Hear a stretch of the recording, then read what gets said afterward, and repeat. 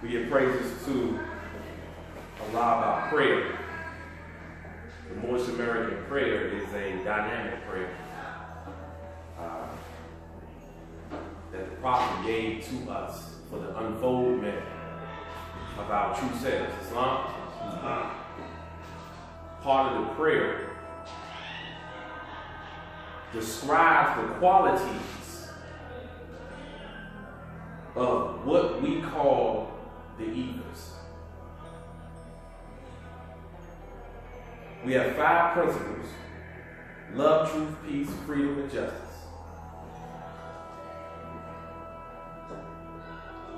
The essence and the fabric of these divine principles, because they are divine, as I was saying, these qualities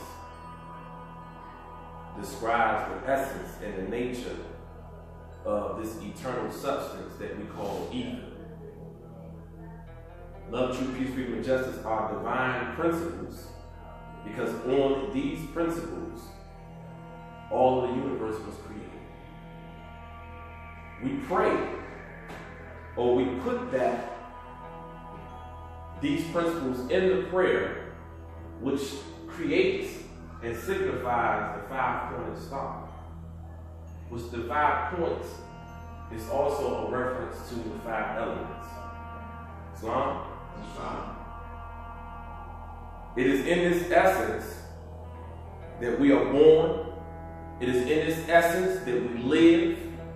It is in this essence that we even have our existence here on the physical world. All justice is disseminated through this essence that ever was, is, or evermore to be. When we pray, we connect to this essence. We leave ourselves and we submerge ourselves within this all-pervading essence that we call ether, that we call life. You know, we have to always be progressing and always be evolving in what science. You know, there are a lot of people who are losing interest in what science. I hear it all the time because they feel like that they're not being spoken to in a way that their soul can feel it.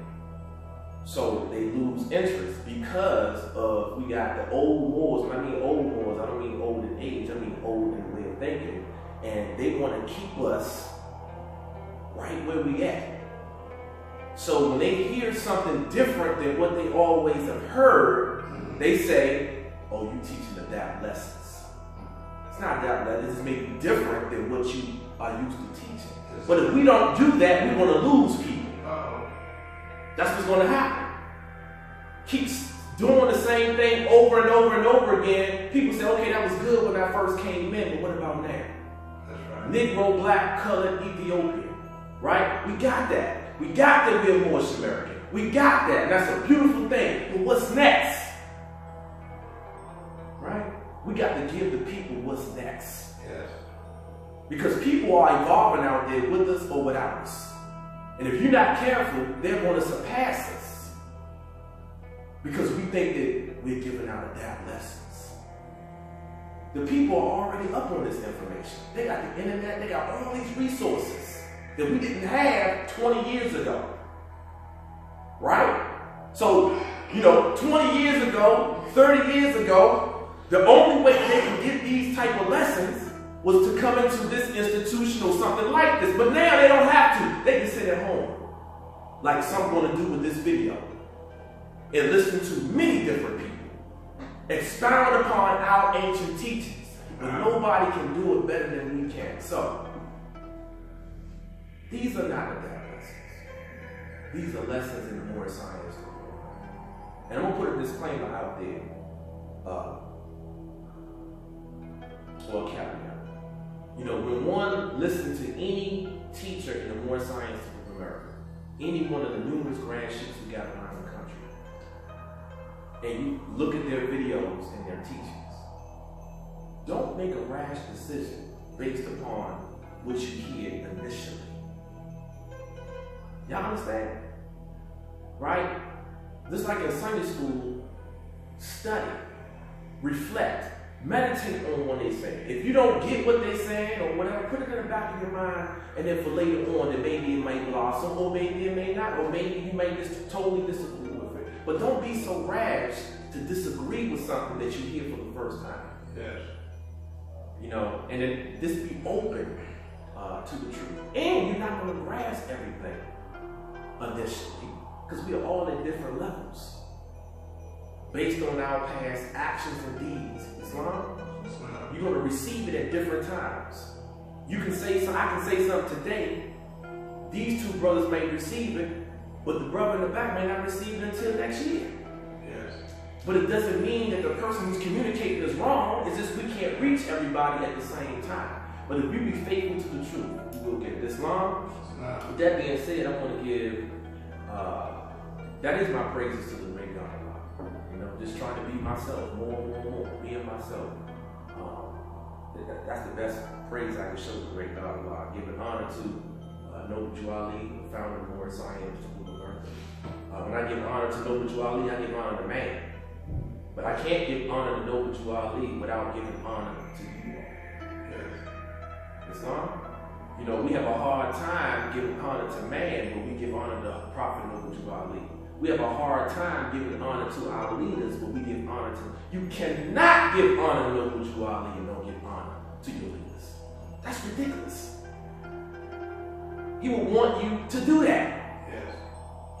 And we got to steer away from that, because that is borderline prophet worship. When you can't see no good in anybody else but the prophet. Right? But you can't perceive no truth coming out of nobody else's mouth but the prophet. That's not the way this movement is set up, and that's not how the ancient fathers did it. Jesus said, "What I am, all men will be." Right? That's what he said. Just giving honor to, see, I understand the power of leadership and the power of a teacher. Right? Millie was the first supreme branch chief of Moorish science to America, which literally makes him Act One. You got a couple of people, or you have three people, if you will, or positions that are mentioned in Act 1. You got the prophet, you got the grand sheep, you got the grand guy. Right? You have these three, and assistant, but they won. They won. You know, there's no separation, no daylight between the assistant grand sheep and the grand sheep. The only time there's daylight between them, if the grand sheep is not living according to love, truth, peace, freedom, and justice, then he's sanctioned, he can go in a different way. But when they're walking in the same direction, they're the same person. Islam. So there's three entities. When Act 1 was created, Brother Millie Hill was still living. Yes. He's codified in our divine constitution and bylaws. By giving honor to him, you're not taking anything away from Prophet Noble Jew Ali. No more than by giving honor to the assistant grand chief, you take it away from Prophet, or giving honor to the grand body, you take it away from the Prophet. You giving honor to them in their places and their stations. He gave the grand chief the power to make law and enforce law. Yes. That's the greatest power you got in the Moorish Science Temple of America, to be able to create and enforce the law of the Moorish Science Temple of America. Yeah. I'm passionate about that because we don't understand, right, what the prophet brought down, and it's a borderline disrespect when we just gloss over the first lawmaker in the Moorish Science Temple of America besides Prophet Noble Jew Ali. He's the first lawmaker. Yes. We give honor to George Washington, the so-called first president of the United States. We have a day off for him. And even Moors who don't recognize it, you know, they might not recognize him, but they recognize that day off. Islam? So why can't we recognize our patriots, our heroes in the Moorish Science Temple of America? And we got to stop doing that. Even if you don't believe that he should have taken over when the prophet was living, even those who don't believe that still got to give honor to him. Why? Because he was in power when the prophet was living.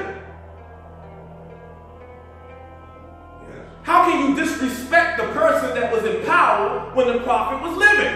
I don't care what your belief is now. I don't care if you accept Kirkman Bay, Gibbons Hill, anybody. These people were not in power when the prophet was living. Million was. Now what you got to say? Nothing. Withholding honor from this brother is what? Mean and unjust. Right? This truth got to be spoken. I'm not pushing propaganda, please. But in order to get the movement back on track, we got to speak on this because the divine power that comes from Allah is dependent upon, right, our ancient fathers in this movement, because this is how we received the power. Every single sheikh in the Moorish science of America who was initiated by Prophet Noble Drew Ali through the leaders. If you sever that tie, then the power can't flow down to you. So your very spiritual edification, if you will, and elevation depends upon your recognition and your obedience to the past leaders of the Moorish Science Temple of America. Do we get that? It depends. That means you can't open up your own thing and do your own thing. Just because you have the ability to, now because you have YouTube. That's what that means. That's my honors. Giving honor to the current Supreme Grand Sheikh of the Moorish Science of America, Brother Emmanuel Braswell Bay, Islam, who was my Grand Sheikh, my teacher. I give honor to his station because of everything I said previously. That would be hypocritical of me to not give honor to the one who raised me. Yes. I was initiated by the prophet through Emmanuel Braswell Bay. And all the sheep sitting out there, you all were initiated by the prophet through Emmanuel Braswell Bay. He is the vehicle through which the prophet's power came through to you. If that vessel is disrespected, then your recognition or your spiritual power or your sheikhood is disrespected. Yes. Praise the Lord. Honor to the prophet. The floor is now open. That's my honors. Before we move on, is there anything that anyone want to say about anything I just said briefly? This one. Well, we already know that when you give honor to man, you give honor to Allah. So it shouldn't be any ill or misunderstanding when we give honors to anyone, be it in a Moorish Science Temple or not, because of that spiritual connection, period. But we know that we do give honors, especially to those that serve under the prophet, carry out his laws, just the way he brought them. That's fine. We are an ancient movement, and movement signifies energy. You can't move without energy. And this energy is brought to us through certain vehicles that we have in the Moorish Science, certain rituals and rites, certain people, leaders. They all carry this energy that propels the movement.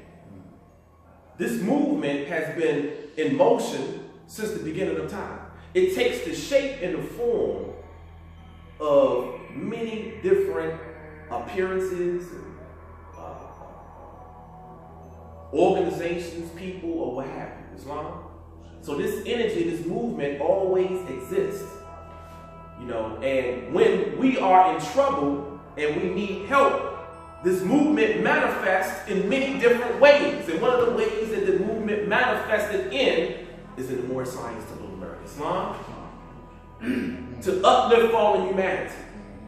Whenever humanity needs to be uplifted, the movement takes the shape of whatever is needed to uplift the people. The Asiatics of North America, you're right, the movement took the shape of the Moorish Science Temple of America because this is what we needed. Islam, brother, like you. Islam. Why is it that some of these other factions don't mention Mother Emil in their honors? Well, I really can't say why they don't do that. I can only just speculate that probably one of the reasons is they don't know enough about him. That's really the real thing. Most people don't give honor to him. They don't know enough about him. Sometimes they are afraid to say that they don't know enough about him. They only go by what people have told them, about him, even the ones who think they know. And a lot of times the people who share the history of Millie Ill, they're not people who want the best for the movement. They want the best for themselves. They want the spotlight for themselves. So they take the spotlight off of him and they try to, contrive the story to a point where it can help benefit them. That's the first. I mean, that's it in a nutshell. That's the reason is ignorance and also connivance, through the connivance of the law. They want to get through. But you know what? That's not. With that being said, let's focus on us. Right? Because the more we focus on us and we build ourselves up, people will see. So, it's not. I had a thought early this morning, about 3 o'clock this morning, and the thought or message is just what I just said. The difference between a thought and a message, because there's some essential significance to the difference. Because we know that thought must be exercised, thought must be developed by the exercise of strength. But there's a difference between thought and message. Can you elaborate on that? well, I mean, the revelation came to you, but I believe when you're speaking on this, the message comes from Allah. Yes. Come from your higher self. The thought is from your own reason. And this is the reason why thought must be developed by the exercise of strength. The exercise of holding the thought. Holding it. That's how you exercise your strength, right? To develop the thought. Yes. The more that you hold, because we can't hold on to thoughts because of our inconstancy and our instability, we can't hold a thought, right? It comes in our mind, but then another thought comes in and wipe it away or what have you, and we abandon the thought. We can't hold it until it makes an indelible impression on that substance we spoke about at the beginning of the meeting called ether. Yes. To bring whatever we want in the manifestation. But in chapter 1, the ultimate thought that he said it must be developed is the thought of man. Man is the thought of Allah. And that thought, right, must be developed by us holding that thought at all times.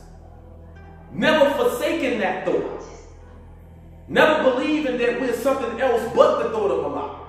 That thought he created. We ain't the people that we think we are in this room. Our jobs, our families, our bodies, whatever it may be, that's not who we are. And we have a tendency to identify with those thoughts, and we think that that's who we are.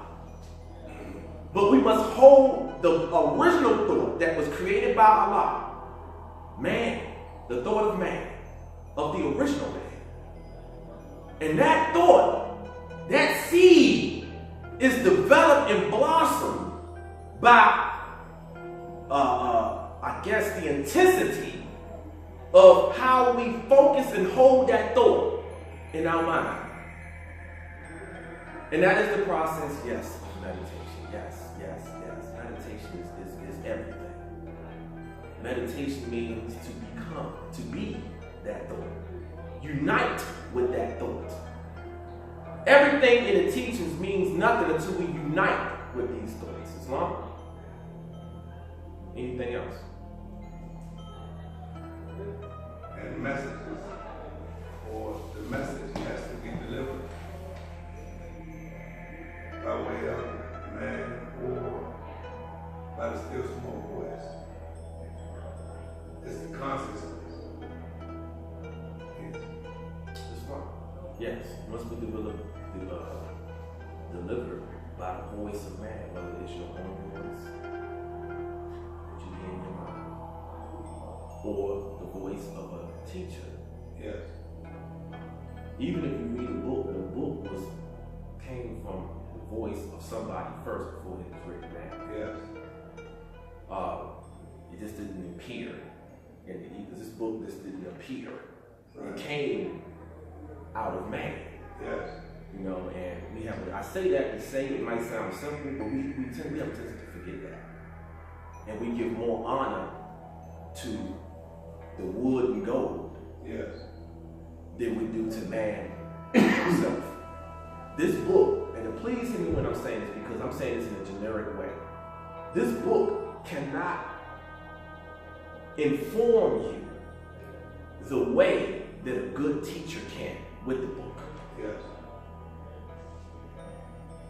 There's somebody out there that's going to disagree with that. They're going to miss really what I'm saying. Yes. And they will say, you know, I'm saying that this book means nothing. That's not what I'm saying. Islam? Islam. A couple of weeks ago, I gave this book to Jones May's son, who was in here. And I handed the book to his son is 3 years old. And I handed the book to him, and he looked at the book, whatever, and then he sat down in the seat. Because to him, a 3-year-old, this book means nothing. But to adults, because we are superstitious people, we worship the book to the point where we can't go in the bathroom with the book. Can't let it touch the ground. Can't let it touch the ground. Superstitious people are morals. Yes. Right as we speak, I have one of these books in my bathroom. Because I spend time in it. My wife got magazines in there. So if I don't have my book in there, I'm going to pick up one of those other magazines, you know what I mean? So instead of picking up one of those other magazines, I'd rather pick up this book. Yes, And may Allah judge me for my error, Islam, if I'm in error. Okay. Yeah, I heard someone told me not to put nothing on top on the ground. Okay. They don't put nothing on top of it because they worship. And it's not that, I know people say, we just don't want to disrespect it or what have you. Brother, you disrespect the teachers when you're not following the teachers. You disrespect the teachers when you're not in your meeting. Don't speak about that you can't carry it in the bathroom, put it on top of it because you disrespected the teachers, but you're not following the teachers. That's the ultimate disrespect. That's crazy. You know, Islam. Another question. How do we know whether we're following the prophet and the Moorish science of America or not? Because there's something to say, okay, well, I'm following the prophet because I got the literature, I got the divine constitution and bylaws, and I'm where I'm supposed to be. I attend my meetings. You know, there was nothing more sense of America. How do they know where they are? They know by the results in their life. Everybody knows whether or not they're satisfied or content. To be content is to be happy. A lot of people in the movement are not content. They are various and wavering. And this is the reason why we have a tough time building more science of America. Because we are various and wavering because we are not happy. Anytime that we have to go to and fro the earth seeking our desires, we are not happy. No matter how much you attend your meetings, no matter how much you read or what have you, if you find yourself in that particular predicament, then you're not happy and you know you're not in the right thing. You know you're not receiving the right thing. just, act as our soul dictated and shall always be right. That's something, when people do soul searching and don't allow their beliefs to get into the way, then they will know. It's just a realization, man. Because it's just like the old boy told us. Yes, Mom. They were content with their condition because that's all they knew. Yes, Mom. So what we're going to do, if y'all don't mind, I want to go over what I went over on Friday. If that's okay. The chapter. Is that okay, Moors? Y'all didn't get tired of it, did you? The mind, you wouldn't be on Friday. You could look at it. Gotta ask, it was the Moors, variety is in the place of pleasure. Yes. So we like to do a multitude of many things instead of doing one thing, right? Yes. Or just being in existence with that one thing. Islam. I know Jones Bay is okay with this. Islam. So we're gonna go to, I might move back and forth. Islam, so it's not the traditional way how people used to read the Quran. Because there are a lot of things that's connected, and if you don't shed light on it, you're not going to really understand, you're not going to really get it. If you just confine yourself to a chapter, let's go from verse 1 to verse 29. But when there are other parts of the Quran that actually sheds light on, a greater light on a particular verse, so why strap ourselves down like that? Let's just move, let's flow, as the Spirit takes us. But the chapter is 18, the resurrection of Jesus.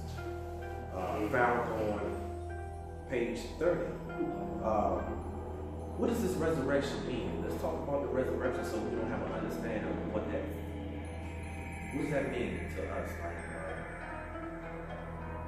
the resurrection of Jesus.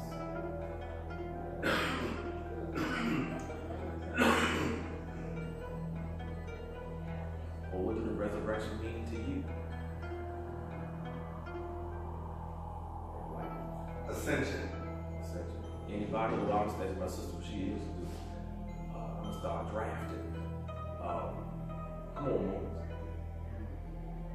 Y'all speak all day long. Now all of a sudden we quiet. You say what? It's the ascension when you raise your thoughts to infinite wisdom.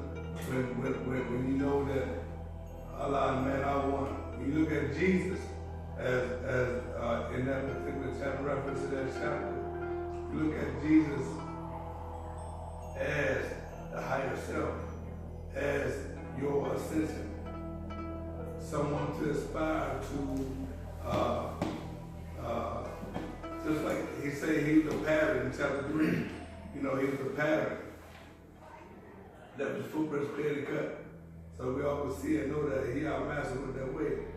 So we just look at that as pattern. It's fine.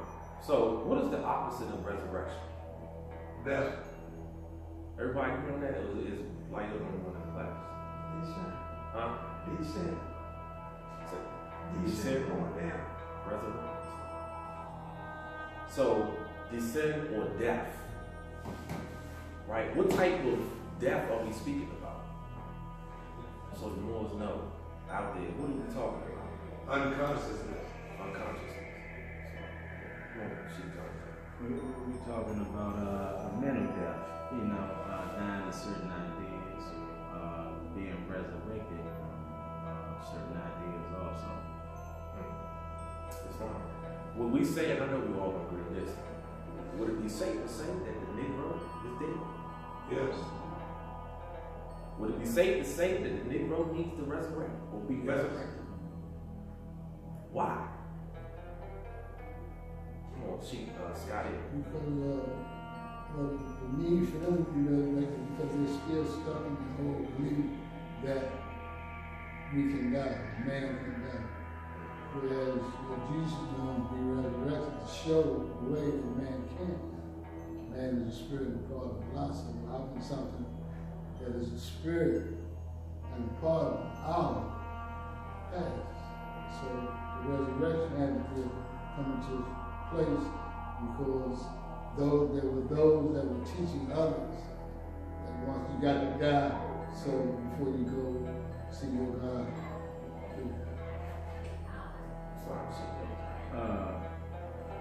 I believe language is very important, and sometimes I do believe that the language in the Moorish Science Temple of America can be a hindrance for somebody that don't study, right? And you know, we understand. I was just thinking about what the Moor was saying, and it struck me almost quite very hard when he was saying a part of, as if, you know what I mean, there's a true separation between us and Allah, you know what I mean, and that thought is so strong that a lot of the times we say that we're at one with Allah, but I mean, we infer this distance that can be, you know what I mean, had between us and this entity. And it's just from a mental point of view, because in actuality, the distance doesn't exist. But we create the distance through the language and the ideas that we entertain. And so, you know, in line with what you're saying, I believe, man, that it's very important for brothers, sisters, and anybody that's in the Moorish Science Temple of America that want to evolve, and the teachers of the Moorish Science Temple of America, you know, has to let that dogmatic views go. You know what I mean? There should be no dogma. And that dogma is not but institutionalized religion where you gotta believe this, you gotta do this, you know what I mean? Certain set standards that if you go outside of the standard, you know, you're not what they would consider orthodox no more. You went somewhere else. But this is the old time religion, and we don't, you know, confine ourselves to them boundaries like that. Okay. So the Negro has been colored black. Right? He's been colored, he's been stained, he's been varnished, and he's been dyed black. It's only one color that he's been colored. This is a concept that the Europeans did not create. They just utilized for their own interests. This has nothing to do with law. This death is a spiritual death. Right? Because of the Negro's belief, his ethers are murky. And another word for murky is what? Anybody? Dense, heavy, cloudy. Cloudy. And give me another. Foggy. Foggy. Black. Black out. Murky. Black. So, the prophet says the lower self is distorted, right? Distorted. By the murky ethers of the flesh. These murky ethers is what you also call your thought atmosphere. What we was praying to at the beginning of the meeting by espousing the 5 principles of love, truth, peace, freedom, and justice. We are identifying with those ethers, praying for the cloud to part, praying for the murkiness to clear up. You can't think past your ethers. Your thoughts function and travel in the ethereal plane. And if this plane is darkened, right, then you're not going to receive the divine light that the prophet is speaking about. If the earth is dark 24 hours a day, would there be flowers? No. Would there be trees? No. No. The trees need that light. The flowers need that light to exist. And without the trees and flowers, man will starve to death. He would literally die. Not because of the produce that they create for human beings, but also for the oxygen that we breathe. Are all created by the plants, which the plants take the sunlight and convert it to food, photosynthesis. So we know how important it is for the sun to shine on earth. That's how important it is for the light to shine through your ethers.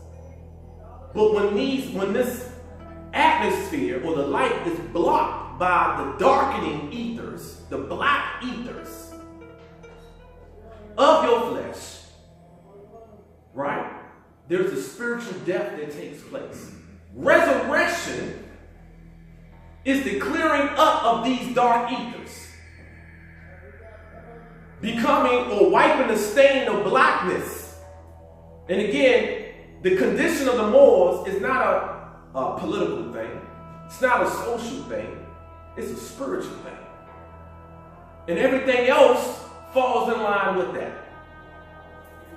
The only way that a Moor, right, or a Negro can be converted into a Moor is through a spiritual, scientific process. If not, you're going to have a bunch of Negroes carrying around nationality cards. You're going to have a bunch of Negroes coming into the temples around the country just to get nationality cards and leave back out and still do Negro type things. Yes. Yes. Because we think that the conversion is a political thing. And it's not. So resurrection is the clearing up of that fog, of that space, so we can live. Moving the bed. Does that make sense? Or anybody else have to say? Islam? So as we say, Pilate places the Roman seal upon the stone door of the tomb at midnight, and company of the silent brothers marched about the tomb. The soldiers are alarmed. Jesus teaches to the spirits in prison. Early Sunday morning, he rises from the tomb. The soldiers are bribed by the priests to say that the disciples had stolen the body. Early Sunday morning. This is the reason why we have Sunday school. Also in this chapter is the reason why we have Friday Holy Day service. It's the day on which man was formed in flesh and departed out of flesh. This chapter is the process of man departing out of flesh. Why you worship on Friday. The very reason. And also the very reasons why we worship on Sunday. Islam? Come on, boys. The tomb in which they laid the body of the Lord was in a garden rich with flowers. The garden of Salome, and Joseph's home was near. Before the watch began, Caiaphas sent a company of priests out to the garden of Salome that they might be assured that Jesus' body was within the tomb. They rolled the stone away. They saw the body there, and then they placed the stone again before the door. And Pilate sent his scribe, who placed upon the stone the seal of Rome, and in such a way that he who moved it would break the seal.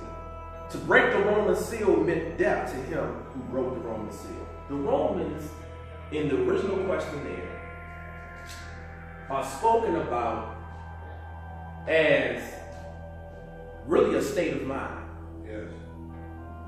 What the Romans represent in European psychology, not the individual people themselves, but the mindset of European psychology represents a deviation from the ancient and eternal teachings of our ancient fathers and mothers. Islam? The Roman seal represents everything about Rome. A seal is a symbol, right? A seal of a king, right, expresses his authority and everything about his throne.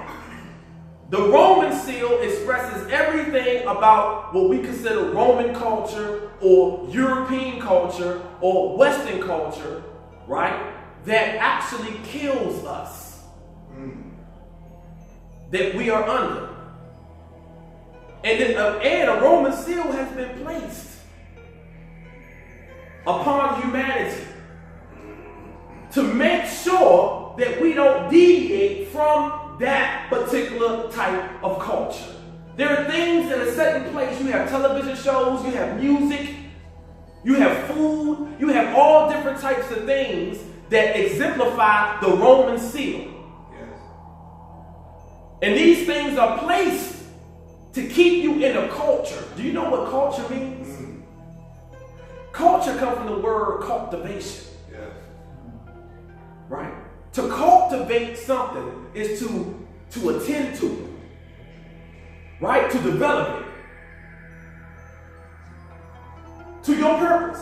When you cultivate a garden, right, you plant flowers, you make sure everything, you plant what you want to plant, you do what you want to do. You want to grow from the God what you want to grow.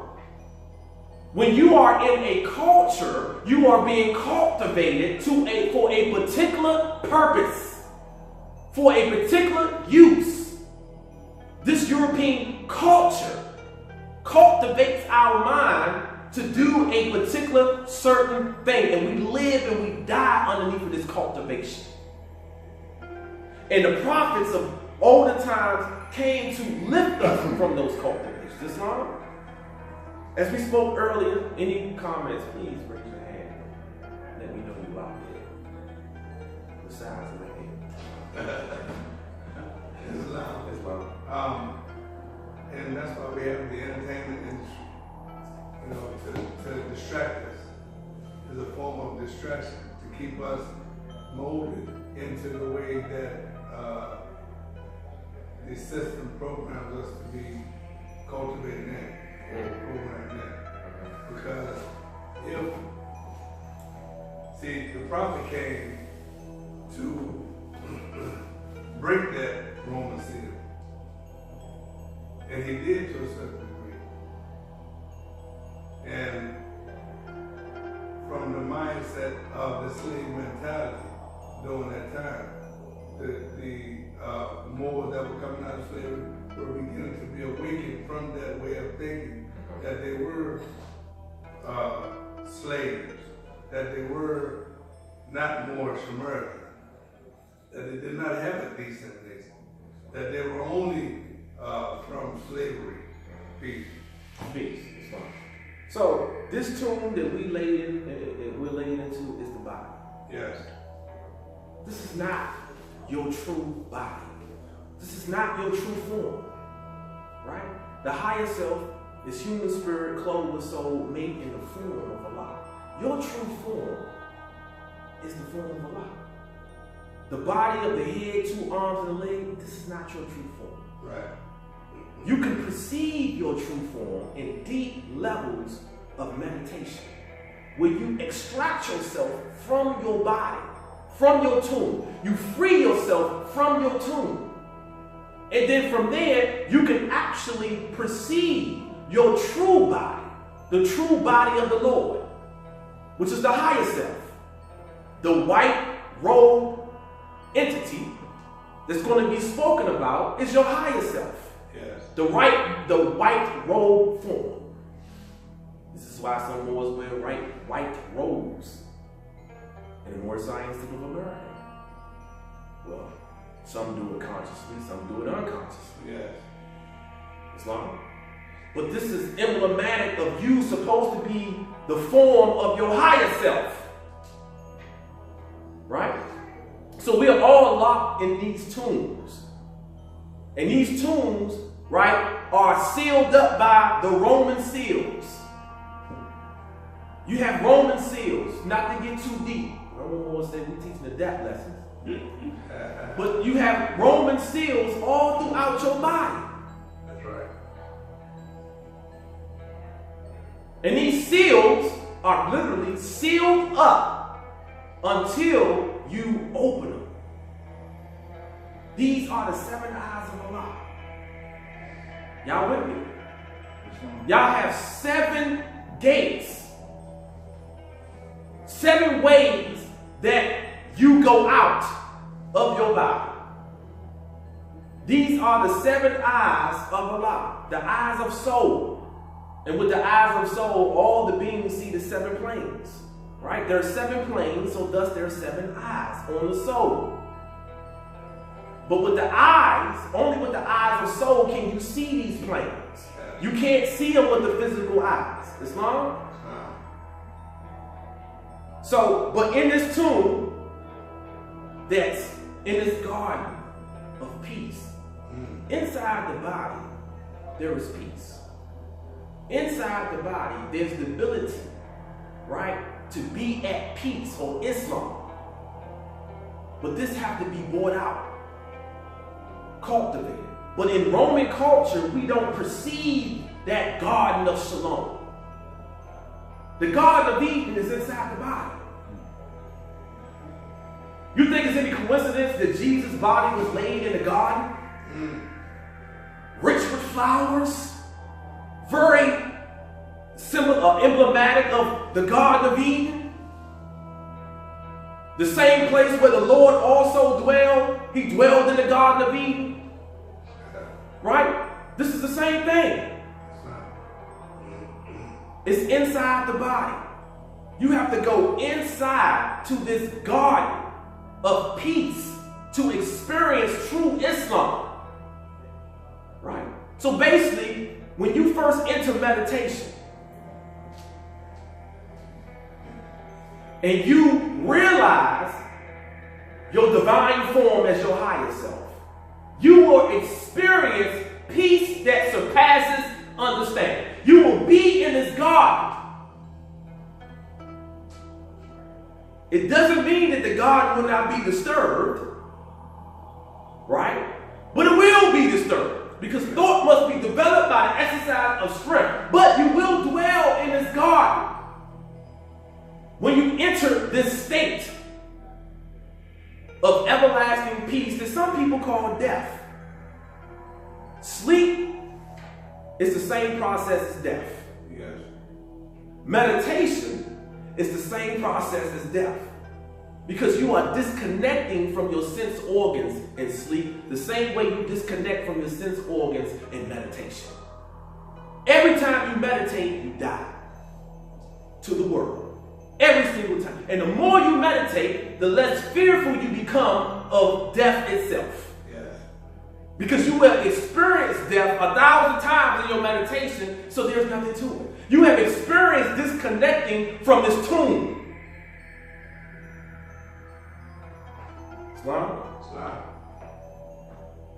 So, Caiaphas sends these company of priests to check to see if the body is in the tomb. Now, that's how the story goes. And we all know that the story of Jesus has been told many times, and many different cultures have a similar story. Right. But yet, we don't get that. Caught up in the story. We're caught up in the story. Yes. This is the ancient fathers' way of expressing the eternal gospel that can't be expressed through English. Yes. Synopsis. So you got to visualize these things, Brother Scott Hill. You got to understand these things through the symbols. Yes. Why in the world will he send priests out to check on the body? What the priest gonna do? Right. If Jesus' friends are there, you think these priests can defend, can they stop them? Right. These are priests, these ain't soldiers, these are priests. Islam. Right? But he sent the priests there to make sure that everything remains, that the Roman seal is in check. That everything remains, that the body remains there. What did we say on Friday? The priest represents your beliefs. That's right. Your false notions Yes. that you have picked up from this European cultivation. Islam. And that's what keeps us lock-minded or stuck in the same state of seclusion, because it's just like the prophet said, you kept your own mother, but you slavery. You know, because if you're not careful, you can be caught under an illusion of a semblance of truth. Let me ask you a question, if I may. Come on, I'm sorry. What? Let me ask the class. Give me an example of some of those beliefs that keeps you tethered to this earth. We all know the belief of death. Oh, she knows that. I'm the body. I am the body. I am the body. Islam. Anything else?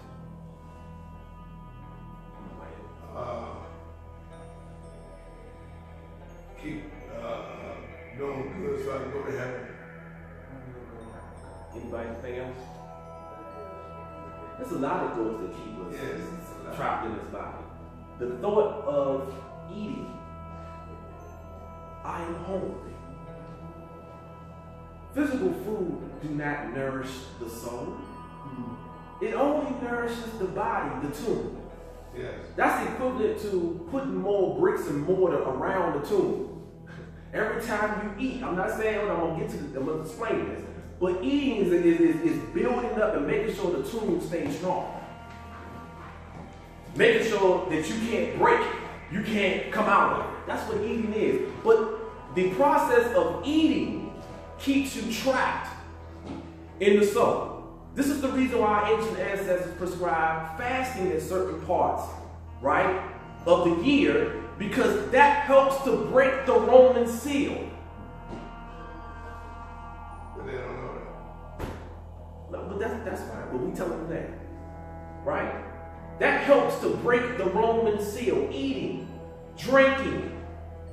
One of the worst is sex. Sex in itself, right, really keeps us bound to this earthly realm because it's the most sensual thing that's identified with the body that a person can do. The most sensual. And it will keep you bound to this body because when can you fulfill your sexual desires other than the body? You can't. Think about it, Lord. I heard one time when I was in the Christian church that when you enter hell, for those who have sex problems on earth, that part of your punishment is that your sex desire is not going to stop while you're in earth, while you're in hell. It's going to continue. But you're just not going to have a body in order to fulfill it. Imagine that. That's hell, boys. Right? To have that intense desire but no way to fulfill it, because the only way you can fulfill it is through the body. So now you can see how the body, right, is edified by the sex process. All of these things keep you tethered to the earth. Now, you can give up all those things. Will you still be tethered to the body? Do you think? Give up sex, food, all those things. Do you think then you'll be free? Anybody? Not the testers. You think you'll be free then? No. Why? Because it's a psychological or mental cutoff. Okay. You saying they're attached to the body. So if you give up all of those beliefs of sex, food, right, those things that keep you alive, would you still be connected to the body after that? You won't be connected to the body. You won't be, so you're being free yourself. Yeah. Okay. Everybody agree with him? Free your thoughts. Free your heart? When I watch my mother, I was literally there when she died. And in the process, she had stopped, what you're saying, stop eating. No sex that my father was doing. But the fact that she had stopped eating, she knew or had experienced the death already. And she was able to let go. Even though me there trying not to let her go, but she already knew. I guess by her giving up all that, not allowing them to feed and everything, they called me, well, not how to do that. But I think that once you realize or see, or like you say, as in meditation, can feel what it's like outside of your body, and you go to another plane, if you will, you're ready. How many people really want, really are ready to let go? I say, once you get rid of all those things, even the thought, you still tell them about it. Because the very last thing that you know is your breath. Your breathing is truly what keeps you here. You can last a while without eating. You can last a while without drinking. You know you can last last without having sex and right? But you can't last without breathing. Breathing is the last thing that you must give up. Even when the time of death, that's the last thing you give up, is breathing. Once you stop breathing, then you're able to exit the tomb, right? This is death, right? So you're never going to steal yourself until you steal your breathing. Everything. This is the ultimate goal. Please understand what I'm saying, right? Now, the process of doing that is adolescence. The process of doing that is, something that you need a teacher to do. But know this: you can't do this on your own. You can't do that on your own. No. But know this: that to truly steal yourself, you gotta steal your thoughts and also your breathing. And it happens, right, automatic. A lot of times in deep meditation, you don't perceive that you stop breathing. When you stop breathing, you are literally dead. You're not here, right? When you stop experiencing the thoughts and you stop breathing, you're dead. But we just don't think that, because we think that death is something else. It says that the body must disintegrate, and this is death. Disintegration, right? This basically means becoming lesser. We all know that the body is an illusion. Once you don't perceive it, it does not exist anymore. Only in the flesh, the belief in the flesh that the body must decompose, and we consider that death in the body. But what is it? What is it more than this decomposing? What is it? It's an illusion. Right. So when you stop giving life to it, then it ceases to exist. Islam. So the process of breathing, this is part of the gospel of holy breath. Islam, Governor? Islam. I got a question. Islam. We breath made flesh, right? Breath rolled into the flesh.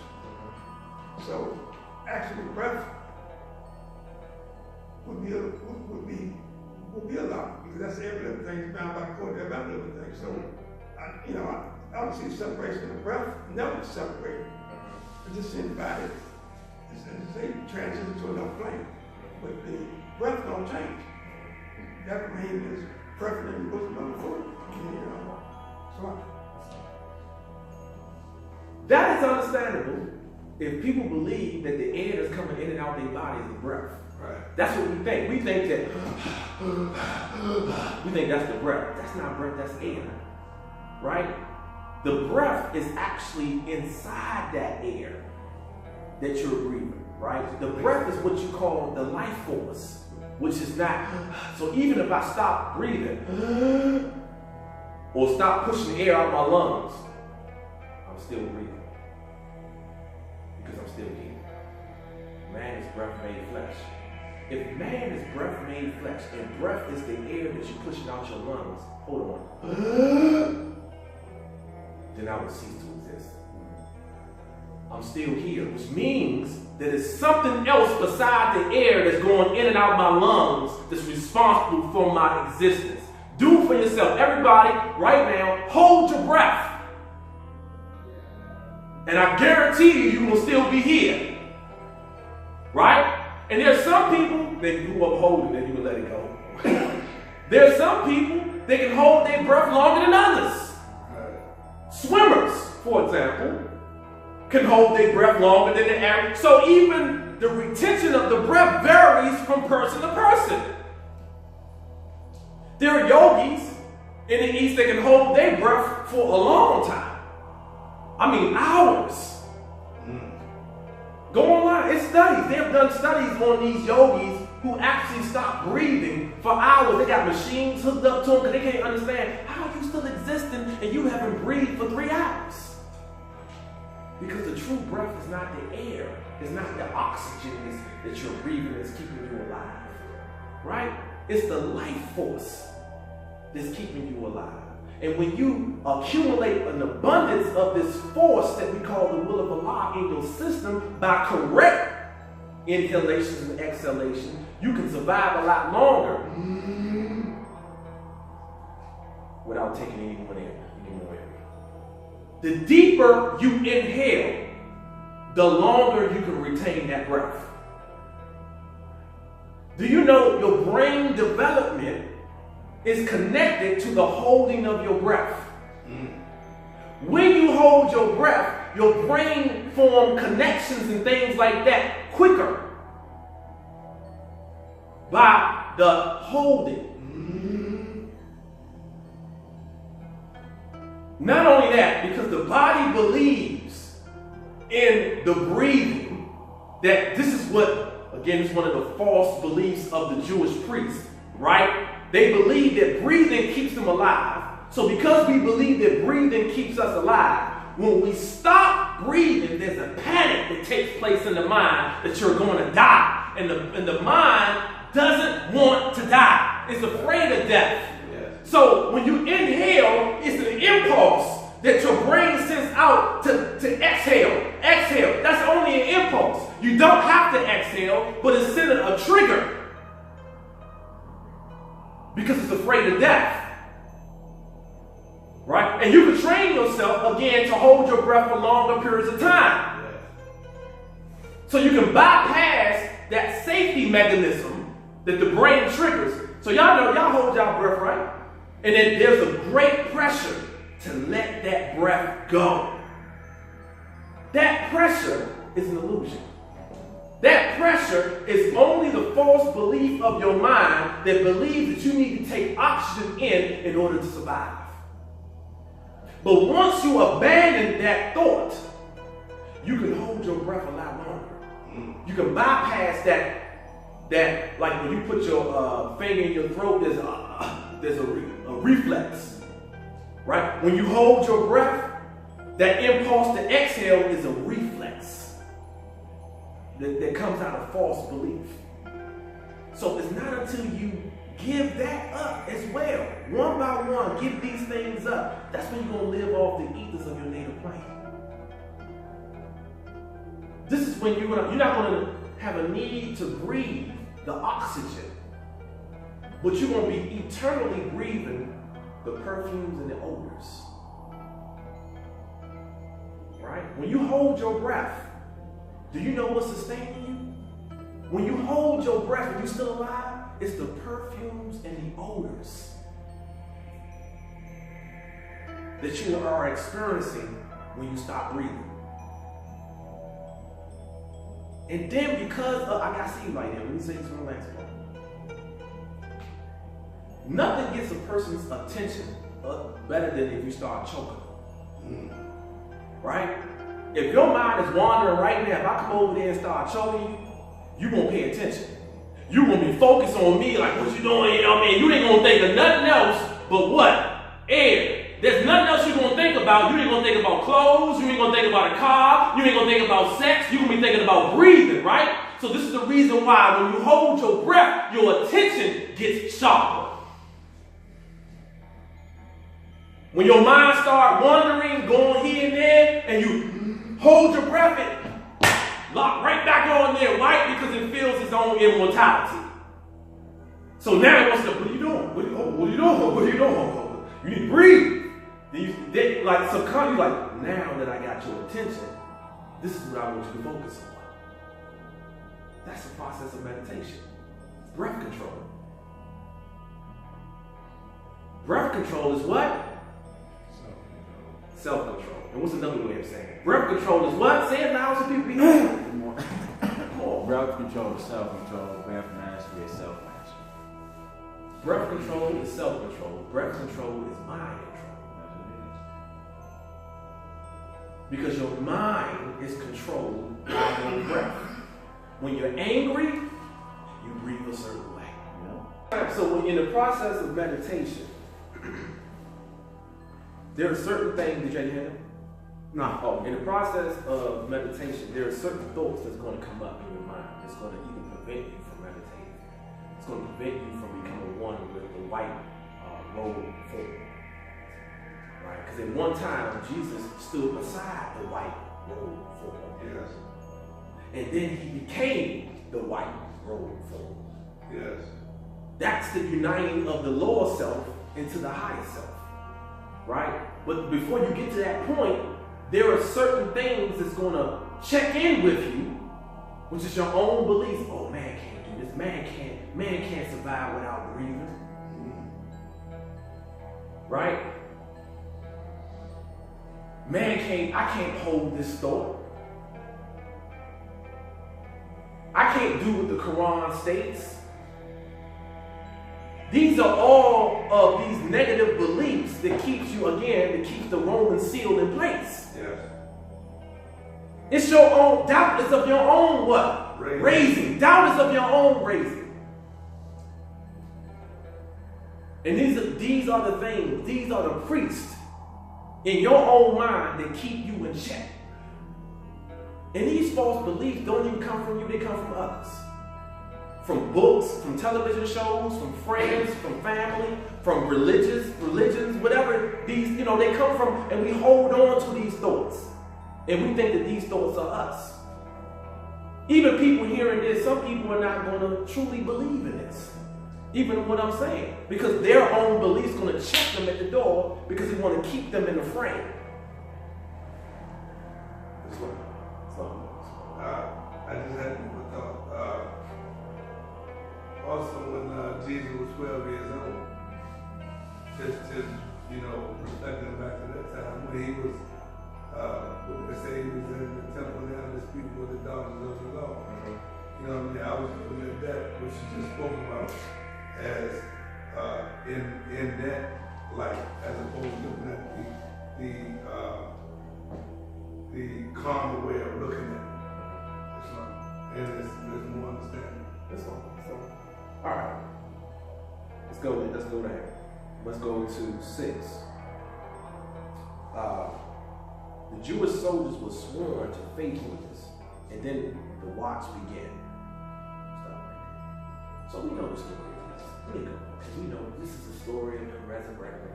We just put that out there. Like, I don't get that. The story of him resurrecting. These are the Jewish soldiers.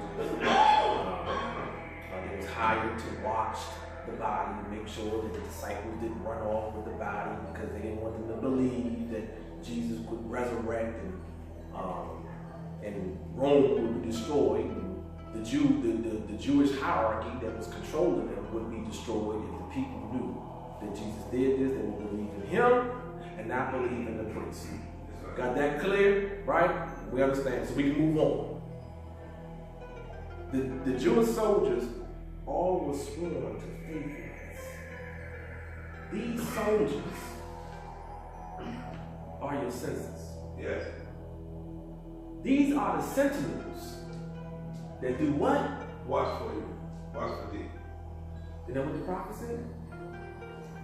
The senses are the sentinels, the guards. That's what sentinel means. Yes. They are the guards. And they stand at the door. In fact, every single one of your gates, man has 9 gates, right, on the physical. Yes. Right? He has other gates on the soul, but on the physical, he has 9 gates. 1, 2, 3, 4, 5, 6, 7, 8, 9. Each one of these gates have a hole that your senses can come out of. Yes. And standing at the gate are the senses. Everything in the physical world have to get past that guard in order to get in to the temple. There's nothing that's getting in the temple without coming through these guards. Yes. And these guards dictate who comes in and who don't come in. These are the Jewish guards, your own senses. Betray you. And they are Jewish, as we say on Friday, because Jesus is Jewish. So the ancient fathers didn't want you to make no mistake that these gods are something other than you. They're something that's so close to you, that is so familiar to you. Islam? So, give me an example how these sentinels portray us.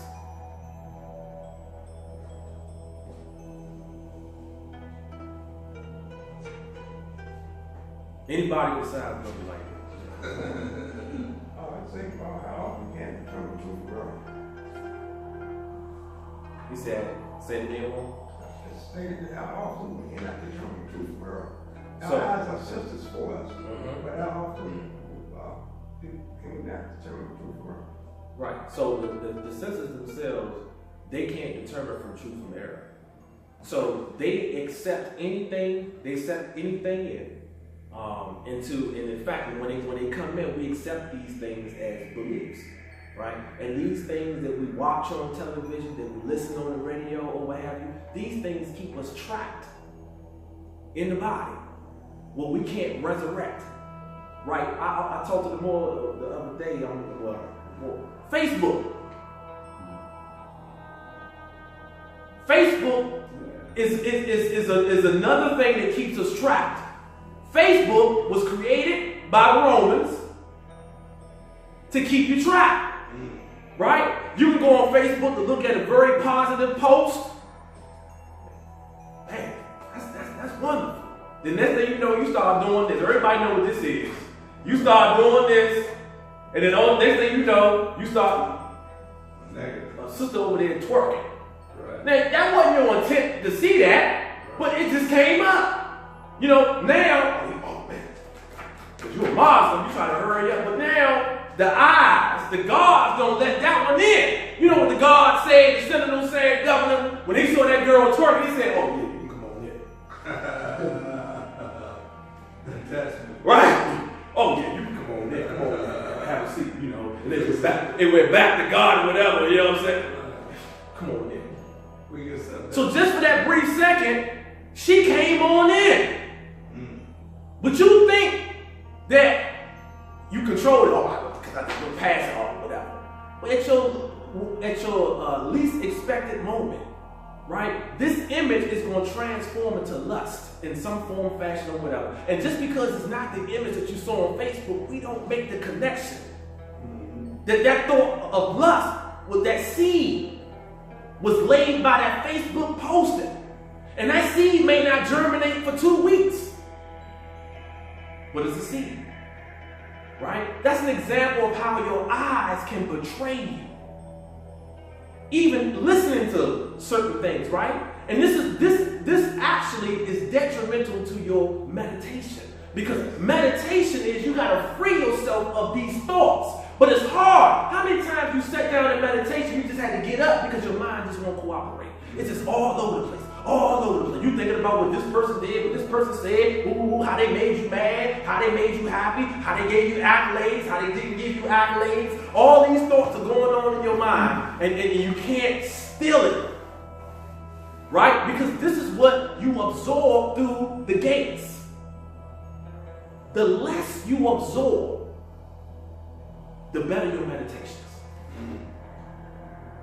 Because the less your mind have to feed off of, to bring up as obstacles. Come on. Your mind also tells you have to use the bathroom. That's fine. You know, and sometimes we just not think about it, you know, then that urge goes away. Let me say this question, because it's in conjunction to what you said. It said these soldiers were sworn to faithfulness. Who are they faithful to? Who? Y'all think that these senses are faithful to? To the mind. Come on. To the mind. To the mind. Your senses work for the mind. Your senses is how the mind expresses itself on the physical world. Without your 5 senses, you will have no connection to the earth whatsoever. Now, you wouldn't even perceive that it exists. Right? If you shut down the 5 senses.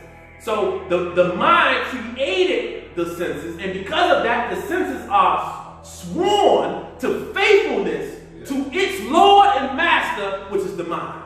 And remember, in meditation, you're trying to master the mind. And the mind does not want mastering because it's used to being the master over you, not you controlling it. So it's going to do everything in its power, right, to keep you from doing that. And it even has the ability, yes, to make you use the bathroom. Yes. Because the mind has the whole body and mind complex at its disposal to distract you. Right? It has everything at its fingertips, more. It can make you hungry. It can make you happy. It can make you sad. It can make you painful. It has everything in the mind-body complex at its disposal to wage war against you if you try to put it in check. Yeah. And it's going to do that. When you're in meditation, it's going to send distractions. Your butt going to hurt. Yeah. Why? Because the mind has control over pain. Yes. Yes. You don't perceive pain without the brain. Right? So that's why it's able to do these things. You got to identify what Satan is really at. Islam? So, and then the watch began. At midnight all was well, but suddenly the tomb became a blaze of light, and down the garden walked a troop of white-clad soldiers, marched in single file. They came up to the tomb and marched and counter-marched before the door. The Jewish soldiers were alert. They thought his friends had come to steal the body of the Nazarene. The captain of the guard cried out to charge. So, when you were trying to meditate, now what?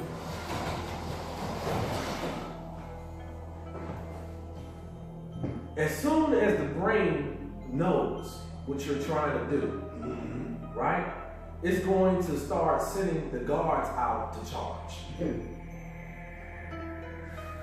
All type of thoughts, and as we said earlier, and distractions are going to come about in this process. Now, it said at midnight, there was this light. And we spoke about on Friday that midnight is an auspicious time of day for spiritual work, because midnight is where the night and the day meet. Yes. It's equivalent on a smaller scale to the age touch of time. When you have one age leaving and another age coming in. Right? Midnight is when you have the day leaving, or the day and night coming together, the day leaving and the morning starting at the age touch of time during the day.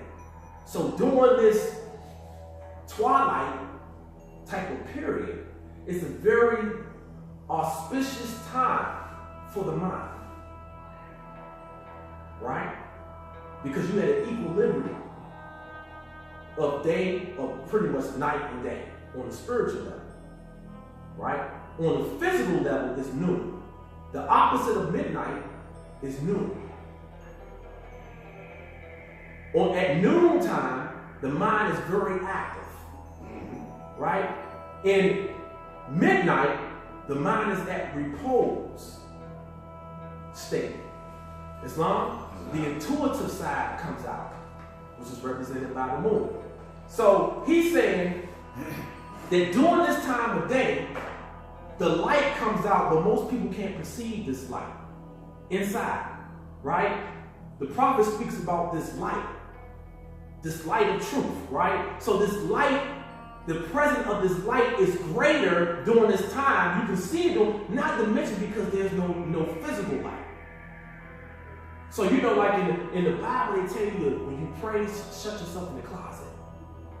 One more reason why you shut yourself in the closet, because you're shutting out the light. So when you shut out the artificial light, you perceive the real light better. Yeah. Then you understand and you know that this light exists. That is not a metaphor that's talked about in the Quran, that there's a real light that gives light to the artificial light. Islam. So so during this time of day, you can perceive the light a lot better. Then it said, and down the garden walked a troop of white-clad soldiers, marched in single file. Anybody understand what that means to them before I express? White-clad soldiers. Who are these white-clad soldiers?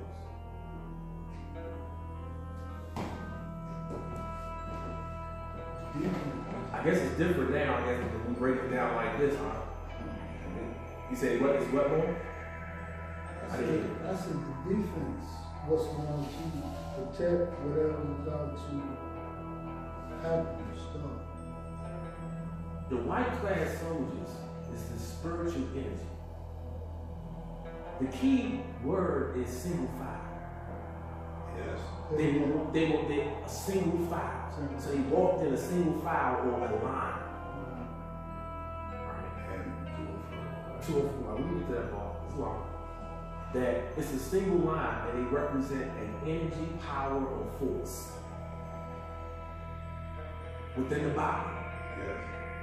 That during this time of day is stirred up. After midnight, when you're asleep, this is the reason why the body can compose itself and regenerate itself at night. This is why the brain rebuilds itself at night, because of these white-clad soldiers. The spiritual energy is in abundance during midnight that rebuilds the body while you sleep. Islam? Come on, bro.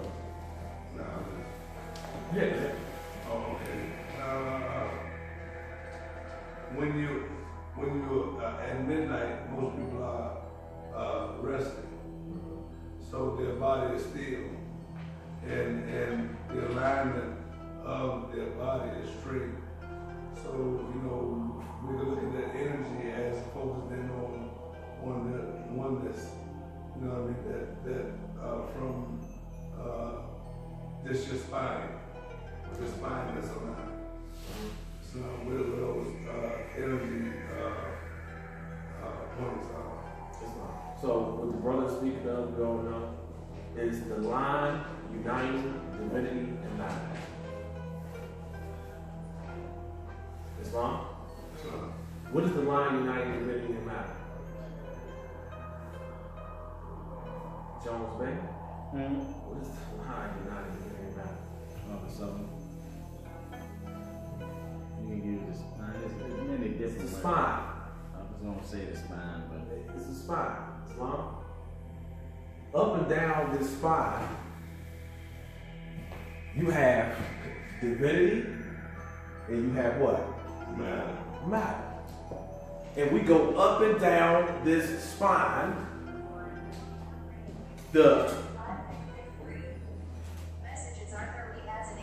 The actual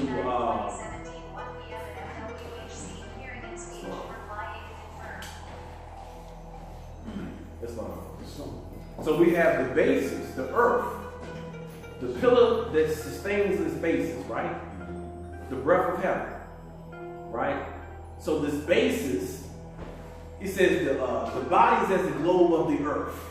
So now you gotta look at the globe of the earth and the body being the same. Yes. Then you say the axis or the pillar, right, is the axis that keeps the earth upright. We understand that, right? This same axis is actually the spinal column, because the spinal column is what keeps man upright. Yes. That's why other creatures can't stand upright except for the crocodile, even though his backbone is as straight as a man, he still can't stand up. This is what makes you stand upright, because of the energy that shoots upright. You get up and you rise, you resurrect. Resurrect literally means to sit upright. That's loud. Right? So this energy that flows up and down this line that unites divinity and matter, right? It's not a line that divides, it's a line that unites. Yes. Right? That is what causes man to be upright and fearless, because he senses it's a subtle energy that goes, that march and counter march, up and down, up and down, up and down, up and down. But at midnight, this energy is a lot more powerful. Or after midnight, Islam, a lot more powerful. Y'all with me? The Jewish soldiers were alert. Now, When you sit down and you start to meditate, the Jewish soldiers are going to be on high alert. We spoke on that earlier. So it's going to try to prevent you from doing what you have to do. Islam, who's the captain of the guard?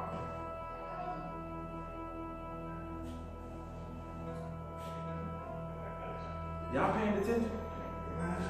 Wow. Wake up, y'all sleepy Moors. Wake up. One more. You said, say it again, Moor? The mind. Islam. It says they charged, and not a white clad soldier failed. They did not even stop. They marched and countermarched among the frightened men. So what does it mean when these soldiers charge? I pretty much said it. We say the same thing over and over again. Your mind is going to attack you. Yes. It's going to try to prevent you from meditating. It's going to try to prevent you from being consistent in anything. It's going to try to prevent you from coming to the temple. It's going to try to prevent you from being faithful. It's going to try to prevent you from going to work. Any form of concentration and attention, right? The soldiers are going to charge and attack. Anything that's for the betterment of you, these soldiers are going to charge and attack. Yes. Right? But you got to be, even though they charge and attack, you got to be focused and consistent, right? And so that you're not going to fall. You're not going to cave in. This energy is not going to be impeded by them rushing. You keep focused. The white-clad soldiers kept marching and counter-marching. That's what you do in meditation. You want to encounter a lot of different obstacles, but yet you keep that focus, that energy flowing. No matter what goes on in your mind, you don't succumb to it. You keep focusing on the white-clad soldiers. Yes. Keep focusing on the white-clad soldiers. As they march and counter-march, this energy going back and forth. But then another thought going to come. You got to get up. You got to go. You hungry. You got to go use the bathroom. Whatever it may be. Right? You got to look at the fact that my mind right now is attacking me. Yes. But what's the goal? Stay focused. Stay focused. The goal is resurrection. Yes. You don't move. You have the thought process, I'm not going to move until I resurrect. This is not Jesus' resurrection. It's your resurrection. That's what this story is about. It ain't about Jesus resurrecting. It's about your resurrection. That's why we're talking about. That's why I'm speaking like this. It's about your resurrection. Anything else makes no sense. How can you use it in your life? It makes no sense to look at the Jewish soldiers as real Jewish soldiers. Right. We've been doing that for years. Expecting to resurrect, but it ain't coming. Ain't that right, Chief? This is the same story. If that's the case, this is the same story that the Christians got. Right. But it got to be something more. Got to be. They stood upon the Roman seal. They did not speak. They unsheathed not their swords. It was the silent brotherhood. The Jewish soldiers fell in fear. They fell upon the ground. They stood apart until the white-clad soldiers marched away, and then the light among the tomb grew dim. So, somebody tell me in the light of this, what do you think this means, these verses mean, in your intuition? I'm going to read it again. They stood upon the Roman seal. They did not speak. They unsheathed not their swords. It was the silent brotherhood. The Jewish soldiers fled in fear. They fell upon the ground. Let's stop right there. No thoughts?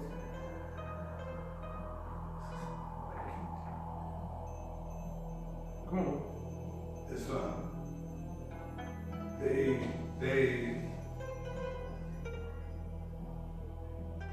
The light was bright. Jewish soldiers or those thoughts that tried to come in could not penetrate, could not prevail. So they had to fall weak. It was like, it was just an illusion. They just dissipated. Very good, man. It says, the Jewish soldiers, they stood upon the Roman seal. They did not speak. Your attention, like when the stood signifies the standing still, the focus of your attention, right, on these seals. These spiritual seals, the 7 eyes of Allah. Yes. Right? So it says, they stood upon the Roman seal, they did not speak. So speaking, that means that there is no thoughts. Y'all with me? Islam. There is no thoughts. So in your meditation, the silent brotherhood don't speak. Islam. Consciousness don't speak in true meditation. Y'all with me? If you are hearing a thought, then you're not meditating. That's right. There has to be silence. He who hears is what? Still. They stood. Right? They stood right there on the Roman seal. Any one of the 7 Roman seals. They stood. They did not speak. They unsheathed not their swords. It was the silent brotherhood. So this is, the sword part is only merely trying to understand. This ain't a valid thing. Yes. This ain't a forced thing. Right? You just don't force the thoughts out of your mind. Right. Because the more you force, the more you administer force, you're going to be met with force. Yes. Right? So the silent brotherhood got its job done without unsheathing any swords. Yes. They just stood and watched. And from their strength, the Jewish soldiers did what? Flee and fell to the ground. Yes. Through your strength of standing and focus, your thoughts are going to fall to the ground by themselves. They're going to go away of themselves. The same way they came in, they're going to move out. You just stand still and you don't speak. No thought, you just watch. Yes. Stand on the seal. Is this getting through? Islam.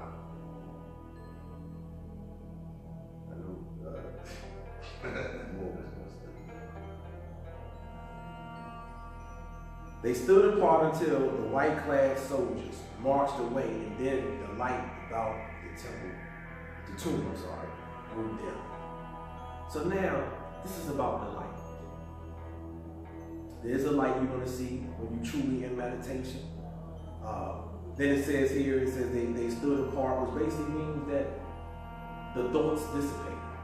The thoughts, when they separate away, they diminished, what's the word I'm searching for? Disintegrated. Right? Okay. Then they returned. The stone was in the place, the seal was not disturbed, and they resumed their watch. So they came back. So this is a process that we go through in meditation. But you keep at it. Now Jesus did not sleep within the tomb. The body is manifest of soul, but the soul is without his manifest. And this is the key to this whole entire chapter. This is when the chapter starts to break open. So in the process of meditation, in your struggles, with the Jews, with your beliefs and things like that, once you fight them off through the process of stillness, not letting them agitate you, not getting involved with the thought. When the thought pops up in your mental atmosphere, you don't get involved with the thought. You don't identify with the thought. You just stand still. Right? Once that happens, they're going to flee. They're going to fall to the side. And then at this point, you're going to enter the soul plane. At this point, you're going to enter, right, into a different plane. It said, and this is all it's talking about. It's saying that Jesus did not sleep within the tomb. So at this point, he wasn't in the body. At this point in your meditation, you're not going to be in the body. Yes. Right? Through your efforts of keep focusing, not being distracted by your beliefs and things, you're going to enter outside your body and be in the realm of souls unmanifest. The Lord went and taught. We'll stop there. So, on the soul plane, you have every single teacher that ever existed in this plane. You can commune with Prophet Noble Ali on this plane. This is what is communicating. When he went to the soul plane, he sat with the masters. This is where all knowledge and wisdom, true knowledge and wisdom come from. Right? When you enter this plane. So when it says that the Lord went and taught. So not only, so the Lord at this particular point, he's representing the higher self, which is the embodiment of truth, which is all the truth created into a body or a person. And the name of this person in this book is called Jesus. Yes. So Jesus is the embodiment or the personification of the higher self. Yes. Right? So all of the knowledge, all of the wisdom, all of the truth of the universe is actually in the form of Jesus. When you connect to that personality, you yourself also will be taught. Yes. All things are taught by this higher self, this embodiment of truth. And not only do you teach yourself, or the higher self teaches you in meditation, right? But when you identify as yourself being the higher self, you can teach others. The prophet said, if I can't teach you here, I teach you where? On the soul plane. So if you can't get to a person here in the physical, you can get to a person on the soul plane. Yeah. And even during sleep, I said it earlier, during sleep, we subconsciously enter this realm during sleep. Yes. But we just don't remember. When we wake up, you can teach a person on that plane. And they'll get it. It says he opened up the prison doors and set the prisoners free. He broke the chain of the captive souls and led the captives to the light. He sat in council with the patriarchs and the prophets of older times, the masters of all times and climes he met. And in the great assemblies he stood forth and told the story of his life on earth and his death and sacrifice to man. This right here is not Jesus. This is the higher self that takes manifestation in many different bodies. Yes. It took the manifestation of Buddha, Confucius, right? And even others that we can't even take count of, the higher self, not so much Jesus. Right. At this time, he manifested as Jesus. But in other times, he manifested as other masters. Yes. And he continues to manifest, right? But on this plane of existence, right, all things can be taught to you. The door to this realm is meditation. The door to this realm is fighting off these false notions and these beliefs. The door to this realm is controlling the senses, subjugating the captain of the guards, which is the mind. Right? When you start controlling these things, then you enter this plane of existence. And this is where you're going to get your teachings from. This is where you're going to meet Prophet Noble Ali. This is where you're going to meet Prophet Jesus and all the masters. Your greatest insight will come out of meditation. Any comments? What does it mean to open up the prison doors and set the prisoners free? He broke the chain of captive souls and led the captives to the light. Talking about the higher self does that. Not Jesus. Because Jesus wasn't manifest in the body that was known as Jesus. Jesus wasn't manifest in the body that came from Joseph and Mary. So he said in verse 15, he said that the soul was without his manifest. So now we're not talking about Jesus' manifest right now. Right. So what are we talking about here? What about these chains? And how is that done? And you could also do that when it says Allah speaks to and through man.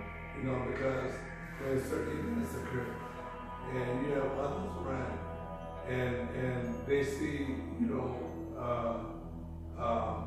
attach yourself to certain events that's occurring, right? They take note of that. They take note of your response, or how you respond, or whether you respond at all, and they'll get that same message that'll come to them by just the way you reacted or did not react to that event. Islam, the chains be symbolic of, like you were saying, the beliefs, the ideas that imprison their souls anyway. They kept them captive, kept them bound. And so through the purification of those ideas or those concepts, beliefs, or whatever you want to call them, you know, they were able to be liberated. Islam. When you identify with the higher self, either perceive it or become it in your meditation, you are free from your karmic debt.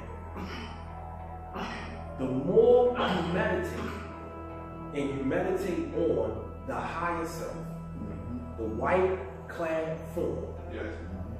whether you perceive it or ultimately become it, become one with it, which later on in the chapter, that's what's going to happen. It's going to become one with it, right? You free yourself of all previous obligations. So your sins, if you want to call it that, are dried up. Yes. Right? You're no longer in the body when you're meditating. Like Jesus is not in the body here. So your karmic debt can only be given to you in the body. Yes. But when you disassociate yourself with that, then you're not imprisoned from your past deeds and your present deeds. Any illness that you have right now, you won't have that in meditation. Right. That's right. In deep forms of meditation, you don't even perceive pain. Yes. Right? Pain is the result of karmic debt. Something that you did either in a past life or in this current life. That's how you got the pain. Whatever ailments, whatever discomfort, poverty, right, is the result of karma. Islam? In meditation, there is no poverty or riches, which is also the result of karma. The chains of the captive, poverty and riches keep you enslaved to the world. In meditation, there is no perception of that. So the chains are broken when you're in this state. Yes. Right? There is none of that. So this is how you are free when you are in meditation. There is no anger. There's none of these things. Come on, see what I'm saying. Yeah, because there is no association with the senses at that time. You know, what happens is that the senses, as you said, they deliver all types of signals to the mind, which creates all types of thoughts. But what happens is during the process of meditation and the shutting down of the senses, there's nothing that's being communicated at that time to the mind. And so the mind at that time is really functioning off of subconscious impressions when the mind, when you shut your senses down. And during the process of your breathing, you're able to space out some of those impressions to the point wherein you can get a window of silence and peace. And the longer you meditate, as far as your concentration is concerned, then the broadening of this spectrum will be as far as how long you keep your mind clear. Islam. Praise Allah. Islam also, in philosophy, psychology, every action causes a reaction. And once you're able to detach yourself from certain reactions, even in the dream state, you release yourself from those events that have occurred in the past life or that will occur in the future life. Peace. So, praise Allah. So, to summarize, we went over a lot. I encourage you all to study that chapter in the light of that. Just don't study it, get additional whatever. Read verses, meditate. Still your thoughts. Go inside. Heaven, earth, and hell are not above, around, below, or in. Stop. All of this is in. All of this is a phenomenon that's taking place every day, but you just don't perceive it because we're so much on the outside and we don't go on the inside. The heart means go in. That's all it means, right? The inner part of man. Yes. Right? So once you go in and you shut down your beliefs, you shut down your senses. That's what the Jewish soldiers and priests represent. Just sum it all up. Shut down your beliefs, shut down your senses, right? And control your mind. Then you will enter different realms. Then you will enter different realms. And this is where Jesus is at right now. And then you're going to free yourself from your karmic debt. We're going to talk about this next week. Right? Because the karmic debt is going to prevent you from resurrecting. He hasn't resurrected yet. But this is the process that's leading up to resurrection. Yes. Right? That's coming later on in the chapter when he opened his eyes. You know, your eyes is going to be open if you do this process. If you understand this process. Praise be to Allah, honor to the Holy Prophet of the Duality. I thank the Moors for just being obedient and just following the Prophet to a destiny that's not unknown. Right? What does it say? Not unknown, no what? Uncertain. No uncertain. So it means that it's certain. We know. Exactly. What Jones made? Islam. Islam. Be the divine constitution of bylaws, salvation of God, unity. Moorish Science Temple of America, be divine constitution and bylaws. Act 1. The Grand Sheikh and the Chairman of the Moorish Science Temple of America is empowered to make law and enforce laws with the assistance of the Prophet and the Grand Body of the Moorish Science Temple of America. The Assistant Grand Sheikh is to assist the Grand Sheikh in all affairs if he lived according to love, truth, peace, freedom, and justice, and it is known before the members of the Moorish Science Temple of America. Act 2. All meetings are to be open and closed promptly according to the Circle 7 love, truth, peace, freedom, and justice. Friday is our holy day of rest because on a Friday the first man was formed in flesh, and on a Friday the first man departed out of flesh and ascended unto his Father God Allah. For that cause Friday is the holy day for all Muslims all over the world. Act 3. Love, truth, peace, freedom, and justice must be proclaimed and practiced by all members of the Moorish Science Temple of America. No members to put in danger or accuse falsely his brother or sister on any occasion at all that may harm his brother or sister because of Allah's love. Act 4. All members must preserve these holy and divine laws, and all members must obey the laws of the government. Because by being a Moorish American, you are a part and partial of the government and must live the life accordingly. Act 5. This organization of the Moorish Science Temple of America is not to cause any confusion or to overthrow the laws and constitution of the said government, but to obey hereby. Act 6.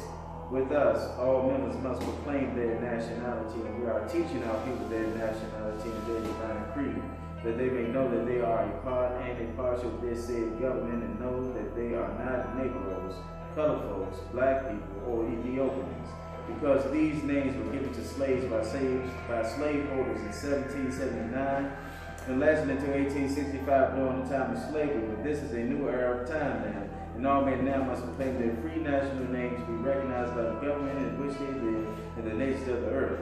This is the reason why Allah, the great God of the universe, ordained noble duality the prophet to redeem his people from their sinful ways. The Moorish Americans are the descendants of the ancient Moabites whom inhabited the northwestern and southwestern shores of Africa. Act 7. All members must promptly attend their meetings and become a part and a partial of all uplifting acts of the Moorish Science Temple of America. Members must pay their dues and keep in line with all necessities of the Moorish Science Temple of America. Then you are entitled to the name of faithful. Husband, you must support your wife and children. Wife, you must obey your husband and take care of your children and look after the duties of your household. Sons and daughters must obey father and mother and be industrious and become a part of the uplifting of fallen humanity.